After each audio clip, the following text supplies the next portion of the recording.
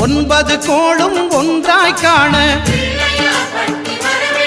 அங்கு கற்பகம் என்னும் கடவுளின் மெய்யில்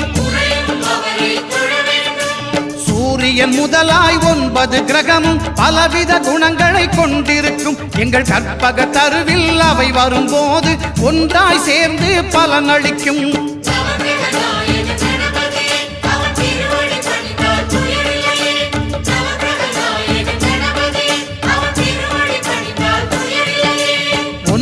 கோளும் ஒன்றாய் காண அங்கு கற்பகம் என்னும் கடவுளின் மெய்யில்